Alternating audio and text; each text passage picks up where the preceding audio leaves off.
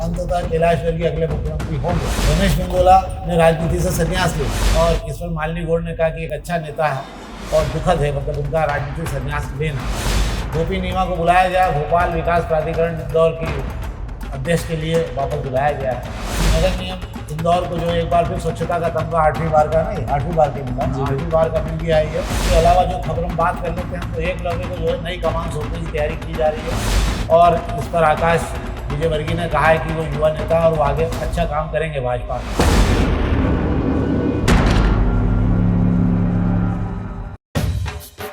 दोपहर news channel परिवार की ओर से आप सभी को रंगों का पर्व होलिका महोत्सव की हार्दिक शुभकामनाएं।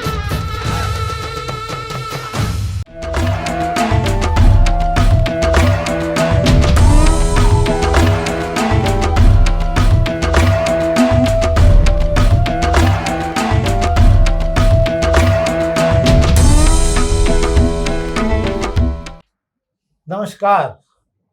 होली का त्यौहार और बड़ी खबरों के साथ छोटी खबरें सब मिलाकर आज फिर एक बार शाम के अखबारों की चर्चा चाय के साथ। कुछ खबरें बड़ी हैं तो अपन शुरू करते हैं अपन कार्यक्रम। शेखर जी है ना, आज होली भी है, कल हमारा अवकाश रहेगा। बड़ी खबरें बताता हूँ पहले मैं आपको। अंततः कैलाश विजय अगले मुख्यमंत्री होंगे।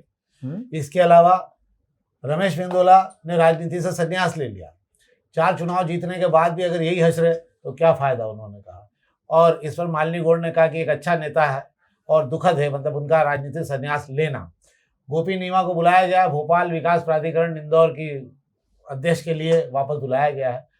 इसके अलावा कुछ और खबरें भी हो सकती हैं, जैसे मैं बताता हूँ आपको जो खबरें मेरे पास आ रही हैं उसके अंदर कि नगर निगम इंदौर को जो एक बार फिर स्वच्छता का तमगा 8वीं बार का नहीं 8वीं बार के मिला ना 8वीं बार का मिल गया है ये।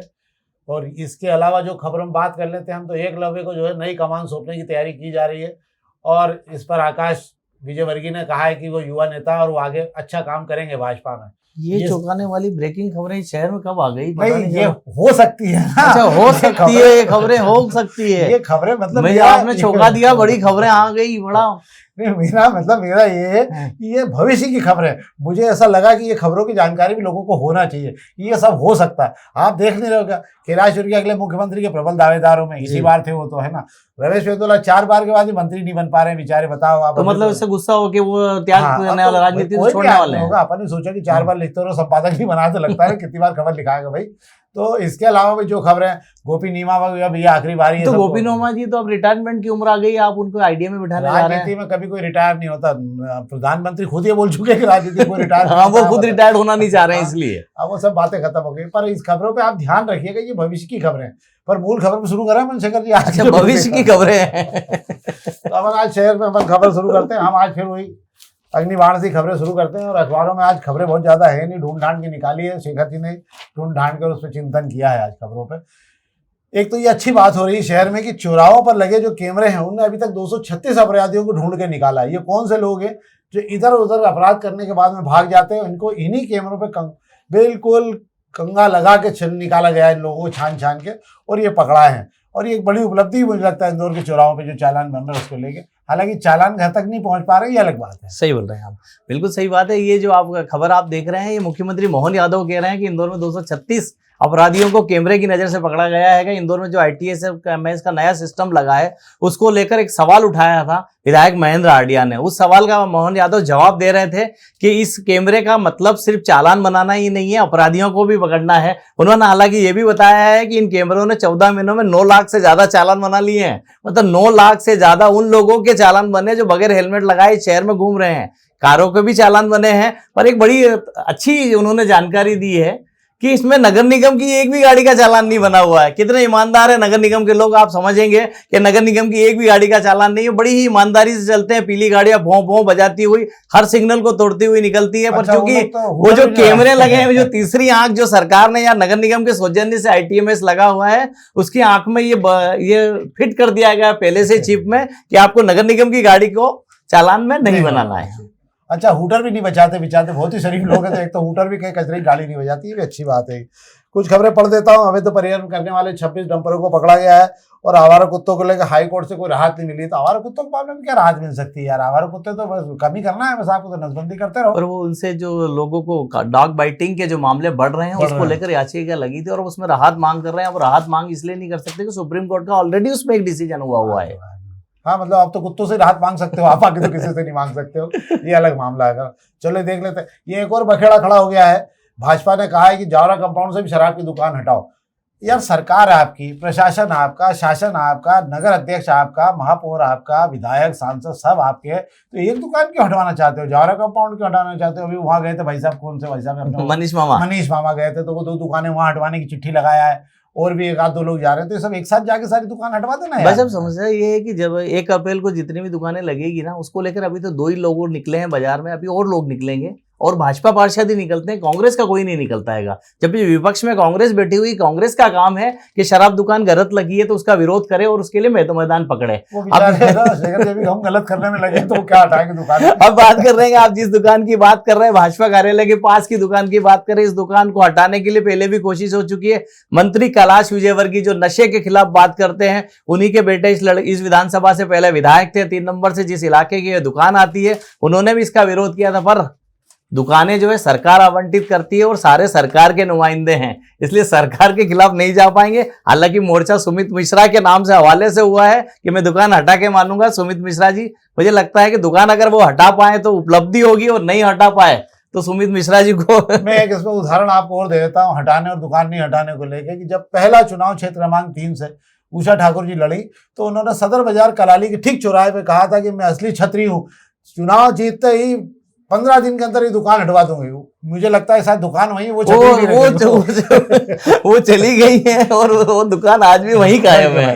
मतलब ये बता रहा है कि छतरियों से भी भारी दुकान है वो, इसलिए कोई फायदा नहीं है। इनको भी समझना चाहिए, समझाता नहीं क्या इन लोगों को यार? समझ जाते हैं भाई साहब, अच्छा समझ जाते हैं। दुकानें एडजस्ट हो जाएगी, थोड़े दिन बाद सब समझ जाएंगे, सारी चीजें वहीं एडजस्ट हो जाएंगी। हम भी समझ रहे हैं, हम भी समझ रहे हैं, क्या है, आप भी समझ जाइए, दर्शक भी समझ जाएंगे। अब मैं दोपहर की खबरों की बात कर लेता हूँ। दोपहर में पहले पेज की खबर की बात करूंगा और बहुत गंभीर है ये मामला। पूरी दुनिया में ट्रम्प के कारण व्यापार का एक नया युद्ध शुरू हो गया और अब व्यापार का ये युद्ध है जो ये विश्व व्यापार युद्ध खोलने लगा है। इसलिए भी खोलने लगा कि अमेरिका ने तमाम देशों पे, मैक्सिको, दक्षिण कोरिया, चीन, आपके भारत पर भी लगाने के लिए कहा है। तमाम जगहों पे जो टेरिफ मतलब आयात शुल्क लगाने को कहा है। अब उसके जवाब में कार्रवाई शुरू हो गई है। तो आयात शुल्क लगाने के जवाब में आज यूरोपीय यूनियन मतलब फ्रांस, जर्मनी, इन सब ने भी ठोक दिया। तो 2 अरब 80 करोड़ रुपए से ज्यादा के जो माल वहां जाते थे उन सब पे टैक्स लगा दिया उन्होंने जम के। इधर आज मेक्सिको पर एक जो टैक्स था वो लागू कर दिया उन्होंने एल्यूमिनियम पे और कनाडा पे, एल्यूमिनियम पे और लोहे पे। आश्चर्य होगा आपको, इस पूरे युद्ध में कई देशों में कई कारोबार बर्बाद हो जाएंगे, उसमें हम भी शामिल हैं। हमारे यहाँ स्टील का मैक्सिमम निर्यात जो होता है वो दूसरे देशों में होता है, पर हमारा स्टील का निर्यात जो हो रहा था वहाँ वो बंद हो गया, बंद हो जाएगा। सारी स्टील की कंपनियां, स्टील बनाने वालों ने सरकार से कहा है कि साहब ये सारा माल हिंदुस्तान में डंप होगा और चीन का माल भी आके यहाँ डंप होगा। तो ये हालत हो जाएगी कि 15 करोड़ से ज़्यादा तो रोजगार खत्म हो जाएंगे और हमारे यहाँ काम की स्थितियाँ नहीं बनेगी। और अगर हम ये युद्ध में शामिल हो गए तो हमारी बर्बादी भी तय है। ये उनका बयान है उनकी तरफ से। ऐसे ही अभी हाल कल अमेरिका ने कहा है कि हम शराब बेचते हैं हिंदुस्तान में तो 150% टैक्स लेते हैं। अब हम जो उनका एग्रीकल्चर का जो सामान आता है मतलब जो कृषि, हमारे तो किसान है बेचारे, थोड़ा थोड़ा पैसा कमाते हैं उससे, पर उन्होंने कहना है इसमें भी 100% टैक्स लगेगा। मतलब जो गेहूं का बोरा आपका 1000 समझ लो आप 10,000 में जाता था वो 20,000 में पहुंचेगा। तो कौन खरीदेगा आपका गेहूं? आसपास के देशों तो खरीदेगा। कुल मिला के एक नया युद्ध शुरू हो गया और ये बहुत बड़ा भूचाल लाएगा आने वाले 1 साल के अंदर। हम और आप देखेंगे कि कहाँ जा रहा है युद्ध। महंगाई बहुत तेजी से बढ़ेगी, हर देश अपने आप को नया बाजार ढूंढने की कोशिश में लग जाएगा। ये तो थी पहले पेज की खबर। एक शहर भर में हूटर को बंद करने को लेकर पूरे प्रदेश में जो हुआ था उसको लेकर हमारे यहाँ जो गौरव चतुर्वेदी जी ने कॉलम लिखा था, उस कॉलम में उन्होंने लिखा है कि खुद कलेक्टर साहब ही हूटर लगी हुई गाड़ी लेकर घूम रहे हैं तो दूसरे का कोई क्या बिगाड़ लेगा। हालांकि गाड़ी भोपाल में घूम रही है पर इंदौर में इतने हूटर बज रहे हैं, इसमें क्या है? कुछ है कोई तब? कुछ नहीं है, एक मुहिम चलाने के लिए कहा गया है। 18 मार्च को रिपोर्ट पेश करनी है। कुछ गाड़ियों पर अभी कार्रवाई कर दी गई है और रिपोर्ट वो पेश कर दी जाएगी। पर यही पुराना इतिहास देख लिया जाएगा, पिछले साल, उसके पिछले साल हूटर और इन पर कितनी कार्रवाई की गई है। अगर वो रिकॉर्ड देख लेंगे तो आंखें सच्चाई साबित करेगी कि ये कर रही है ओरिजिनल प्रशासन की टीम। हालत है। मुझे लगता है कि पूरे शहर भर में एक सूचना जारी करते हैं, जिस भी गाड़ी में होटल बसता देखिए आप हमको इस कंट्रोल रूम का नंबर पर सूचना देते हैं, हम कार्रवाई कर देंगे, तो सबसे बढ़िया काम हो जाएगा ये वाला। एक और खबर है, 90% से ज्यादा अंक वाले काफी 3 बार जांची जाएगी परीक्षाओं को लेकर, इस बार बहुत सख्ती है। और इसी के साथ एक खबर पे और मिला के हम बात कर लेते हैं, ये खबर को हम यहाँ अटका के रख लेते हैं शेखर जी, अब हम प्रभातकरण की खबरों पर बात कर लेते हैं। तो इसी खबर के साथ एक खबर मैंने प्रभातकरण में देखी थी तो मुझे याद आ गया कि पहली बार इंदौर में ये हो रहा है कि परीक्षाओं में नकल का दौर बिल्कुल नहीं चल रहा, बड़ी सख्ती की गई है। और निश्चित रूप से इस बार प्लान बहुत अच्छा किया गया, पेपर निकालने से लेकर और जब तमाम सेंटर बदल दिए गए, तो प्राइवेट स्कूल हटा दिए गए, उसके कारण पूरे शहर में नकल का केवल एक प्रकरण बना है। और इधर जो कापियां जचना शुरू हुई है, तो अगर 90% से ऊपर नंबर आ गए तो काफी 3 बार अलग अलग शिक्षक जांचेंगे, बड़ी सख्ती की जा रही है। अच्छा है, क्या है शेखर जी? बिल्कुल आप सही कह रहे हैं, आपने बहुत अच्छे से बता दिया, सारी चीजें हो गई। यही वही इंदौर है जो नकल पट्टी के लिए माना जाता था। और इस इंदौर में प्राइवेट स्कूल वालों की सेटिंग कह दूं मैं, या उनका तालमेल कह दूं, अफसरों से कितनी प्यारी जमावट की है उन्होंने इस बार कि नकल पट्टी के प्रकरण ही नहीं बन रहे हैं। या यूं कहूं कि जहां नकल पट्टी होती है वहां इतने स्मार्ट तरीके से हो रही है कि ढूंढने वाले भी नहीं ढूंढ पा रहे हैं, है ना। अब एक नगर पट्टी का बना है, आधे से ज्यादा परीक्षा हो गई है। अच्छा, प्रशासन भी चैन की जीन सोया हुआ है और प्राइवेट स्कूल वाले भी चुप हैं कि चुपचाप परीक्षा निपट रही है, कहीं कुछ हल्ला नहीं मच रहा है, कहीं कुछ छप नहीं रहा है, कहीं सख्ती नहीं हो रही। जैसे ही छपेगा सख्ती होगी तो चुपचाप परीक्षा निपट जाए। और वे अगरबत्ती लगाते हैं सुबह उठकर शिक्षा माफिया, यही कि किसी भी तरीके से ये 2-4 पेपर और बचे हैं, ये भी शांति से निकल जाए। बात कॉपी जांचने की आप कर रहे हैं, इंदौर में 47,500 कॉपियां आई है जचने के लिए पहले दौर में, और ये कॉपियां बाहर से आई है। 150 शिक्षकों की इसमें ड्यूटी लगा दी गई है। अब कॉपियां में 90% से ज्यादा नंबर अगर कोई ला रहा है, उसको संख्या की नजर से दिया जा रहा, संदेह किया जा रहा, 3 शिक्षक जापेंगे। तो ये बड़ी दिलचस्प खबर है। नहीं, हमारे गुरु हुआ करते जो हमको पढ़ाया करते, तो हमसे हमेशा कहते थे कि 2 प्रकार की मेहनत होती है परीक्षा में बैठने से पहले। एक परीक्षा से बैठ के पहले की मेहनत होती है कि आपको पूरी ताकत लगा के पढ़ना, और एक परीक्षा के बाद की मेहनत होती है, कॉपी कहाँ जा रही है, किसके यहाँ जा रही है, कौन करेगा, क्या करेगा। सफलता दोनों में मिलती है इस देश में, पर आप जो भी चाहो तो पहला रास्ता देख लो, नहीं जमे तो दूसरा तो कर ही लेना आप, ये भी होता रहता था। पर अब बहुत सारे सुधार हो गए, सब ऑनलाइन काम हो रहा है।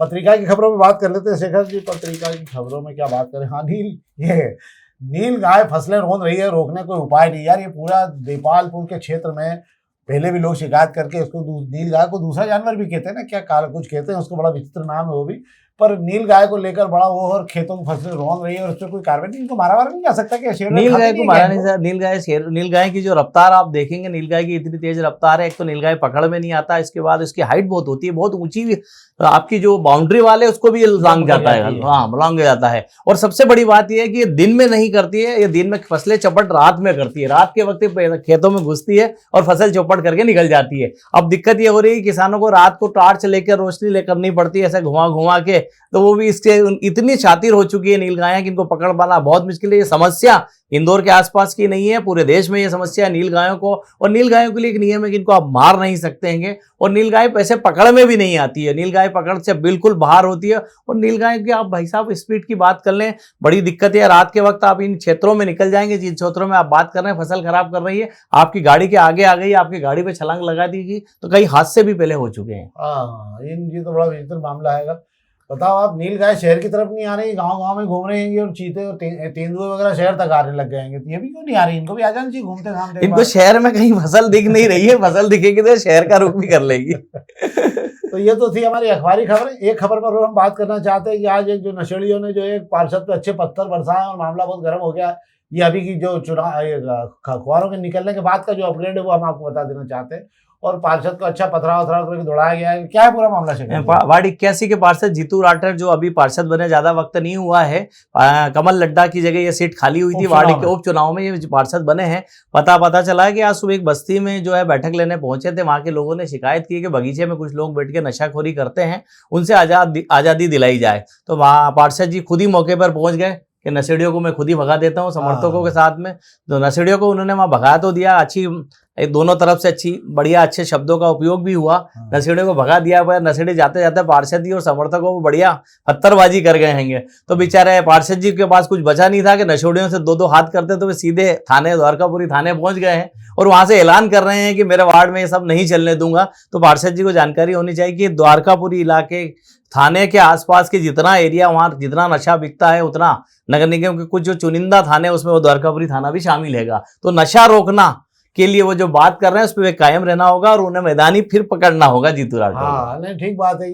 और वैसे भी वो पुलिस वालों ने कहा कि हमारा काम है, तुम क्या कर रहे हो यार, तुम क्या परेशान हो रहे हो, तुमको क्या तकलीफ है, ये भी हुआ होगा। तो कल चूंकि धुलंडी है, रंगों का त्यौहार है, अखबार सब शाम के बिल्कुल बंद हैं, तो हमारा भी अवकाश रहेगा। हम आपसे सोमवार को मिलेंगे और एक बार फिर हम आपसे कह रहे हैं कि कृपा करके कार्यक्रम को अपने मित्रों तक पहुंचाएं, अधिक से अधिक हमें सहयोग करें ताकि हम इस कार्यक्रम को अधिक से अधिक अच्छे तरीके से बना सकें। बहुत बहुत धन्यवाद। दोपहर न्यूज चैनल परिवार की ओर से आप सभी को रंगों का पर्व होलिका महोत्सव की हार्दिक शुभकामनाएं।